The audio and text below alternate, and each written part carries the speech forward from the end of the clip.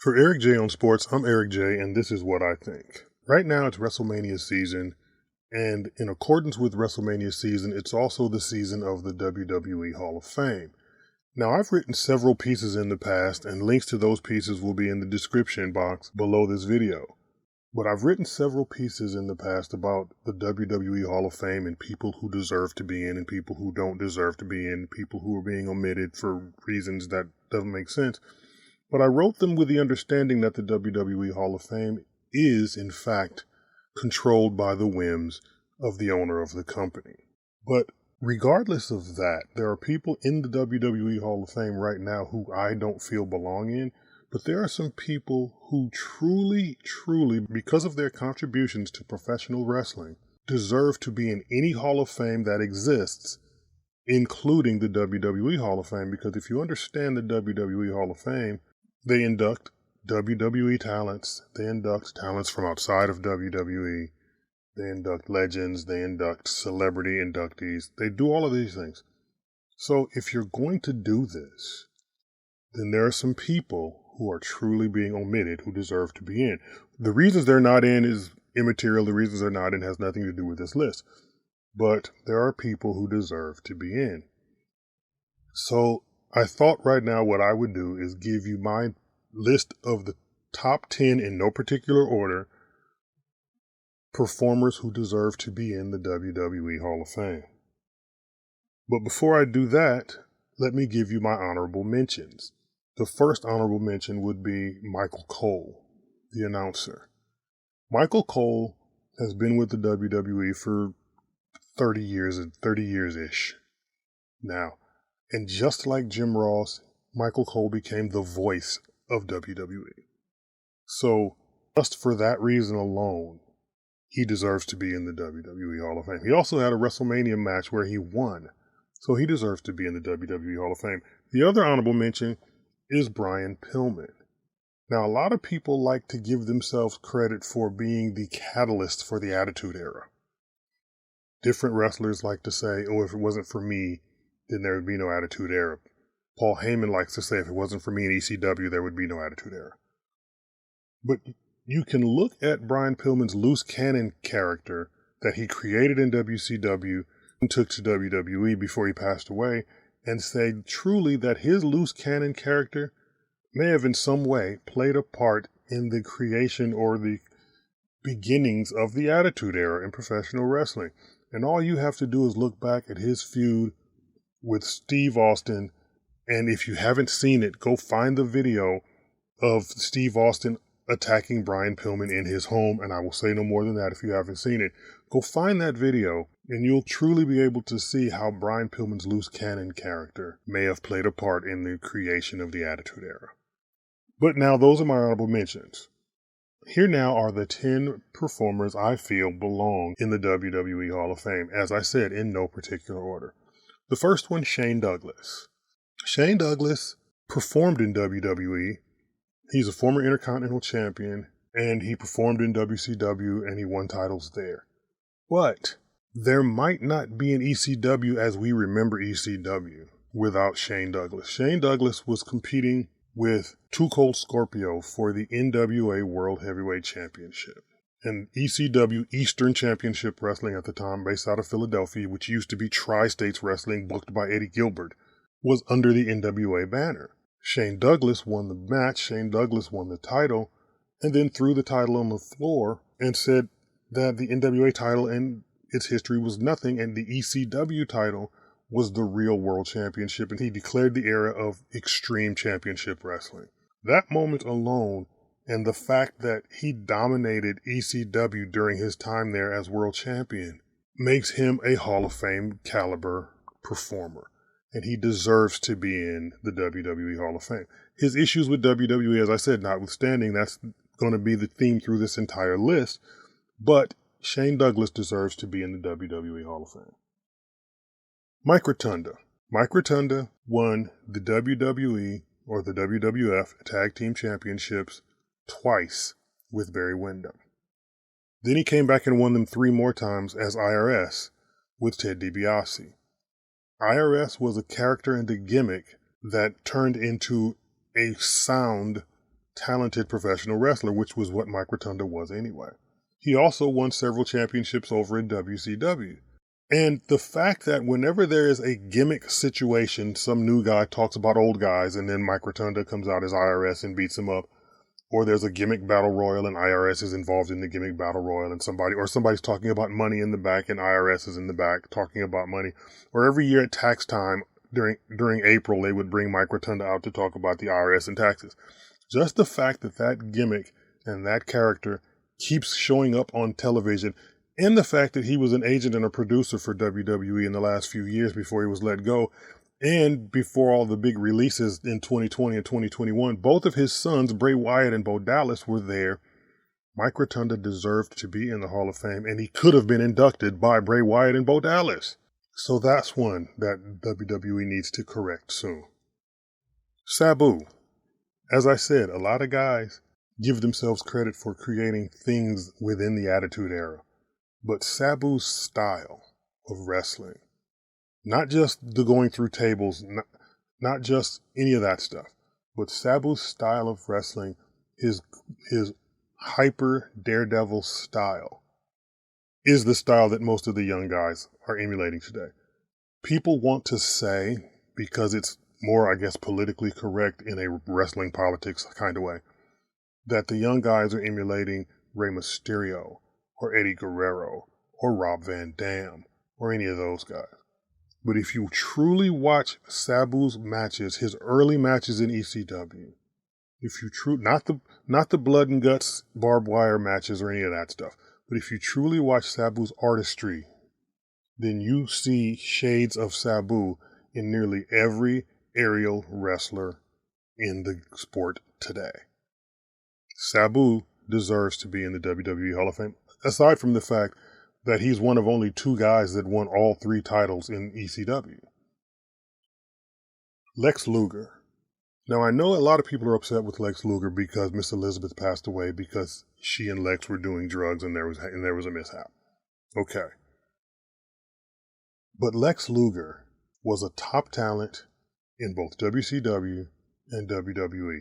Lex Luger received the hyper push because he went from bad guy to good guy, body slammed Yokozuna, became a world title contender, won the Royal Rumble to get a world title match at a WrestleMania. They didn't put the title on him, that he wasn't able to win the world title in WWF. But with Lex Luger's credentials, he deserves to be in any and every Hall of Fame. Was he a multiple-time world champion? Yes. Did he win multiple titles in major companies? Yes. Was he a member of the Four Horsemen? Yes. Was he a member of the NWO? Yes. He did practically everything you need to do to be a Hall of Famer. But for some reason, WWE won't pull the trigger on it. Raven. Raven has performed under various names. He was Scotty the Body, he was Johnny Polo, and he was, of course, Raven himself. As Scotty the Body, he was one of the first light heavyweight champions in WCW. As Johnny Polo, he managed the Rougeau brothers to multiple tag titles in the WWF and was an announcer. And then as Raven, he was one of the longest reigning ECW champions they had, and he, with Tommy Dreamer, participated in the most memorable feud in ECW history, a feud that lasted over 3 years. And then he teamed with Tommy Dreamer and won the tag titles, before turning on him again. Then he went to Impact Wrestling and became one of their first World Heavyweight Champions. So Raven is a Hall of Famer. But then when he came to WWE, they didn't want to pull the trigger on him being a world champion. They weren't really sure how to use the character. But Raven is the most decorated WWE talent in history. Because during his time in WWE, during the advent of the 24/7 Hardcore title, Raven won that title 27 times. That plus his other titles in ECW and WCW make him the most decorated wrestler under the WWE umbrella. And then add in the fact that Goldberg's first world title, or Goldberg's first title in WCW, the United States title, came as a result of a match with Raven. So Raven deserves to be in the Hall of Fame. Demolition, Axe and Smash, and maybe Crush too, deserve to be in the WWE Hall of Fame. Don't misunderstand this, though. Bill Eadie, the gentleman who played Axe, performed in WWE also as the Masked Superstar. Barry Darsow, the gentleman who played Smash, also performed in WWE as the Repo Man, and also performed in WCW as Crusher Khrushchev, a member of the Russian team with Nikita Koloff and Ivan Koloff. And then they came together and became Demolition, and won the World Tag titles 3 times during a time when tag belts didn't change hands that often. So just for that reason alone, the Demolition team deserved to be in the WWE Hall of Fame. But, as I said, for various reasons, these people aren't being put in. Andy Kaufman. If you're going to have a celebrity wing in the WWE Hall of Fame, then what celebrity deserves to be in more than Andy Kaufman? Andy Kaufman's feud in Memphis with Jerry Lawler helped make Jerry Lawler a star, and Jerry Lawler is in the WWE Hall of Fame. Andy Kaufman's feud with Jerry Lawler in Memphis helped make the David Letterman show bigger than it was. Andy Kaufman was the first celebrity to actually get into wrestling, get in the ring, and perform, and take the business seriously. He's passed away now, but if you're going to have Drew Carey in the Hall of Fame, and you're going to have Pete Rose in the Hall of Fame, and you're going to have Snoop Dogg in the Hall of Fame because they appeared at WrestleMania 1 time, you've got to put Andy Kaufman in the Hall of Fame because his wrestling career, if you will, surpasses any contribution that any other celebrity has ever made to professional wrestling. Sable. A lot of women are in the Hall of Fame for a lot of different reasons. Sunny is in the Hall of Fame, and she actually did nothing. Queen Sharmell is going into the Hall of Fame, and all she did was come to the ring with Booker T and yell, "All hail King Booker." But they're in the Hall of Fame. But during the Attitude Era, during the period when WWE was introducing some of their female talents to Playboy magazine, Sable was the first woman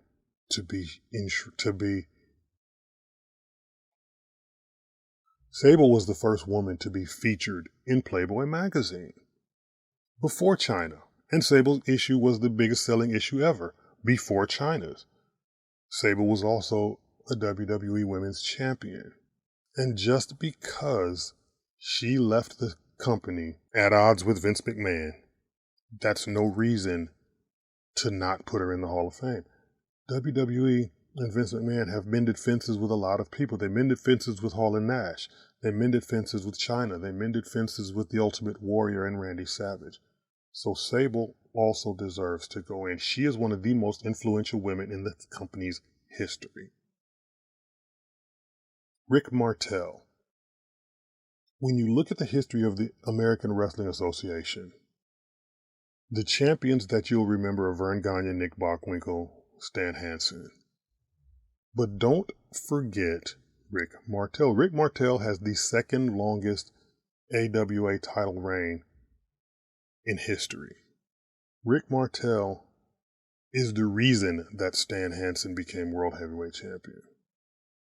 Then Rick Martel showed up in WWF, teamed up with Tito Santana and Strikeforce, won their tag titles multiple times, and then turned on Tito Santana and created one of the most memorable gimmicks ever by being the model, Rick Martel.